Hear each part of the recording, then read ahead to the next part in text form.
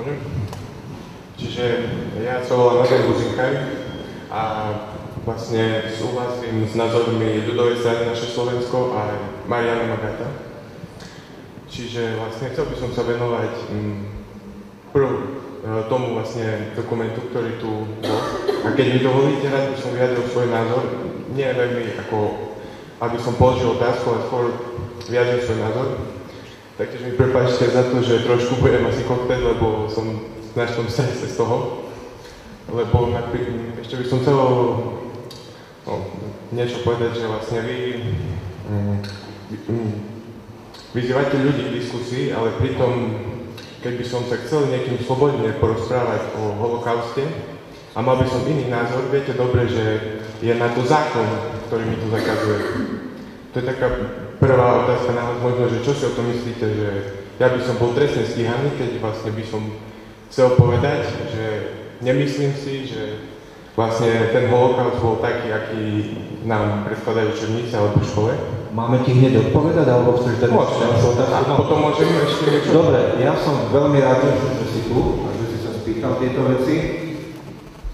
Prvé, než ti odpovieme asi najmä pani Eliška Mosnáková, tak sa ťa spýtam, že čo znamená, keď povieš, že máš iný názor na holokaust? Aby sme tomu lepšie rozumeli, čo znamená iný názor v tvojom prípade? Tak rád by som ho povedal, ale prakticky to mám zakázané zákonom. No nemáš zakázané zákonom, to znamená, že ty si myslíš, že neexistoval holokaust? Áno. Áno? Aha. A ak sa môžeš spýtať, tak na základe čoho si to myslíš? Na základe informácií, ktoré som získal z knížiek najznámejších popieračov holokaustu. No a tie knižky, keď si videl, tak ťa presvedčili a napríklad tento príbeh konkrétnej ženy, ktorá má svoje meno, tu žila a hovorí svoj život, ťa nepresvedčil? To aby sme tomu rozumeli. Takže keď sa môžeme k tomu dokumentu vyjadriť, tak vlastne nebol mi podaný žiadny dôkaz. Akurát bolo tam nejaké také, videl som tam aj dosť ovplyvňovanie tých divákov, tým hranie na tej ich city, tým napríklad, že to šumenie televízora, hudba, vrzganie koľají. A nemám rád, keď vlastne takým štýlom sa podávajú také vážne témy. Dobre, ja už len jednu otázku už budú hovoriť moji kolegovia. Čo by bol pre teba dôkaz, že boli koncentračné tábory? Keby tá pani povedala, že ich videla na vlastné oči, ako tých ľudí splinujú, a napríklad ukážte mi jednu funkčnú schému, ako by tá plynová komora mala naozaj fungovať, lebo ja som čítal štúdie, neviem, či sú pravdivé. Dobre, že by chcel vidieť mladý priateľ nejakú funkčnú schému, ako fungovala plynová komora. Bol si niekedy v Auschwitz-Birkenau? To je to za hranicou.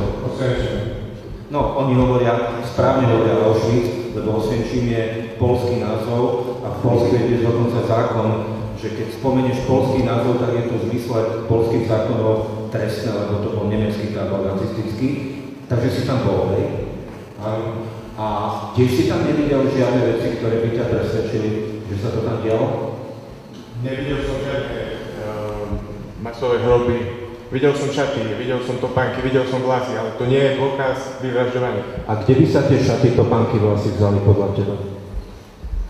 Tak vlasy kvôli hygiene, proste boli v tábore vši, týfus sa šíril, bolo to opatrenie. Dobre, ja dávam teraz priestor mojim kolegom. Ja tiež otázku vám položím, že tých veľa mŕtve, ktoré boli v tom dokumente, to bolo podľa teba čo? Bolo ich maximálne, je to strašné, bola to vojna, ale nevidel som nikde 6 miliónov mŕtvol. Ale tie tela, ktoré tam boli, to podľa teba čo bolo? V období tá pani vlastne sa dostala do toho tábora po Slovenskom národnom povstaní, čiže v období, kedy Nemecko bolo na kolenách, bombardovali sa mesta hromadne, infraštruktúra nefungovala, vtedy boli na tom bežní občania takisto. Ale tie tela boli čo? Boli to mŕtvoli. Ako zomreli tí ľudia? Ja to neviem, ja som tam nebol. Videl si, že akí boli veľmi chudí tí ľudia? Videl som a... Kvôli čomu boli takí chudí podľa teba?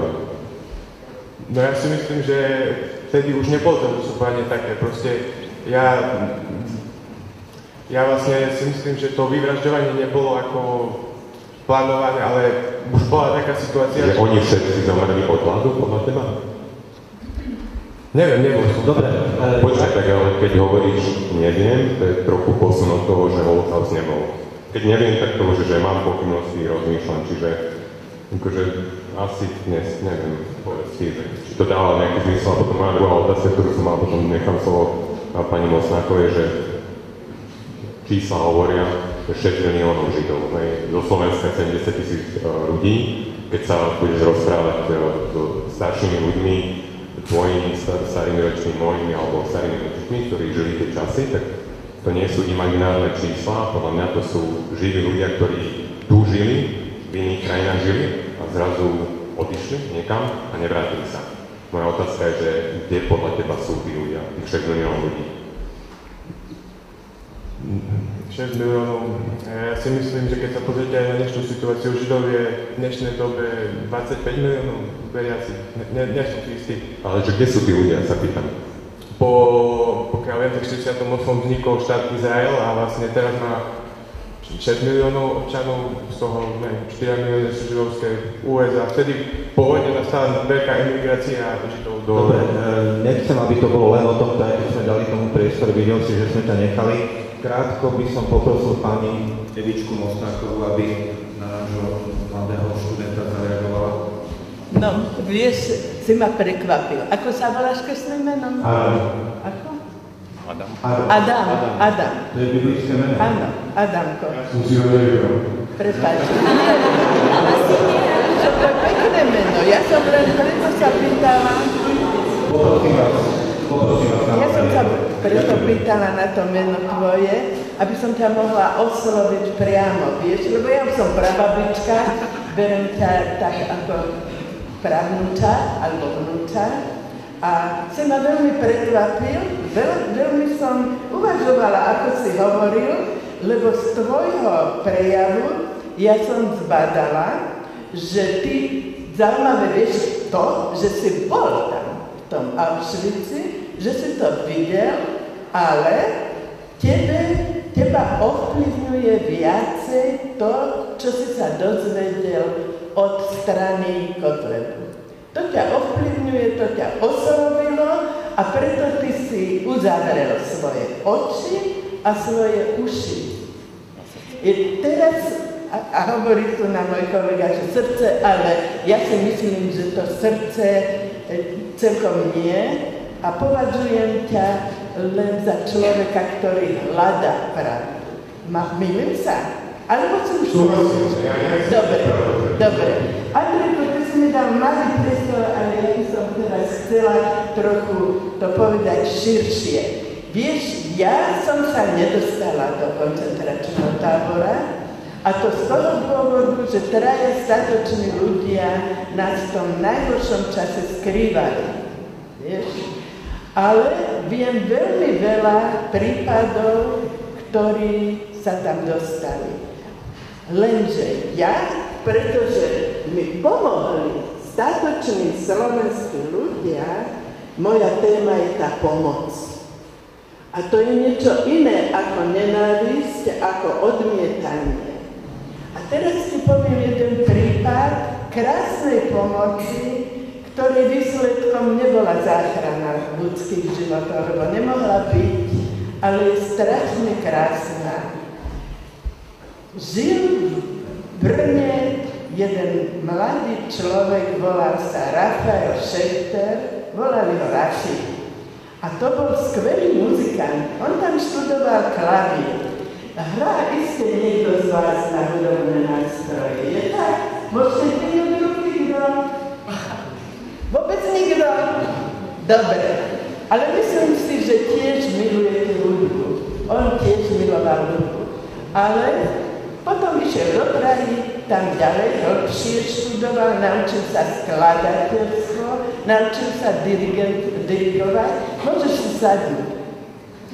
No, a ako Žida ho zobrali do pracovného tábora Terezín. Možno si počuli o tomto tábore. Ten tábor vlastne budovy vznikli v 18. storočí, keď Mária Terezia statočne bojovala s Prusmi. To boli prusko-rakúske vojny, vznikli tie budovy, preto už dneska sú veľmi pochmúrne, studené, vlhké. A tam teda tých Židov nasáčkovali tak, že mali 1,6 metra štvorcového na osobu. Čiže mnohé rodiny bývali v jednej miestnosti spolu, nevyspali sa, deti plakali a tak ďalej. Ten Rafi to mal tak isto, naviac mali hlad, nemali dosť jedla. A čo bolo najhoršie, pravidelne chodili transporty do, ja hovorím, veľkofabrík smrti do Osvienčimu. No, a teraz tento Rafi chcel ľuďom pomôcť, tým väzňom. Čo iné mohol robiť? Bol bezmocný. Rozhodol sa, že im pomôže hudbou.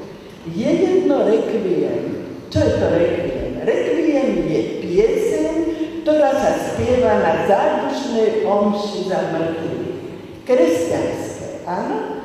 Ale nádherné. A ten Rafi sa rozhodol, že ich naučí spievať rekviem, ktoré zložil taliansky skladateľ Verdi. To rekviem je veľmi vášnivé. A on povedal, že je to rekviem vzdoru, pretože to nebola pieseň na uzmierenie so smrťou. Nemohla byť. Išli na smrť ľudia, ktorí boli ešte plní života, len preto, že ich chceli zabiť. Čiže rekviem vzdoru. Tu 9. časť, keby si pomaly pustili a skúsim vám časť z toho, že Peťko zahral, lebo je to nádherné. Predstavte si, že to naučil spievať 200 väzňov. 200 väzňov. Inak ja som to počula v Lani, vo Viedni je ich 70. Ten zbor, ktorý spieva toto rekviem. Nemal orchester, takže klavír ich sprevádzal. Povedal im, to, čo im nemôžeme povedať, to im zaspievame. Kto bolo tým im? No esesáci, ktorí ich tam ničili. Áno? Spievali to viackrát, 16 krát. Keď spievali toto rekviem pred esesáckými funkcionármi, že ten jeden esesák povedal druhému, počuješ to? Veď oni si spievajú vlastné rekviem, za seba, lebo idú na smrť. A bolo to tak. Vieš čo, z tých 200 ostalo žiť asi na 10, čo máme 10 prstov na rukách. Len toľko ľudí stále ich odvážali a zabíjali v tom koncentráku. A sám Rafi zahynul v marci 45, čiže už pred oslobodením, na pochode smrti, keď sa evakuovali väzni a išli ďalej a on tam zahynul. Vieš, bola to pomoc, pretože vznikol z tejto príhody jeden projekt, ktorý urobil jeden americký dirigent už po vojne, volá sa Sidley. Ten projekt prešiel celým svetom, ešte na Slovensku nebol. V Lani som to videla a počula vo Viedni. Ten projekt je o tom, že sa teda ten koncert tam dáva, ale prerušuje sa a prvé prerušenie je na to, aby sa premietal propagandistický nemecký film, ktorý bol v tom čase robený, aby sa teda lživo povedalo, ako veľmi žijú Židia Terezíne. Ten film sa volá Hitler daroval Terezínu mesto.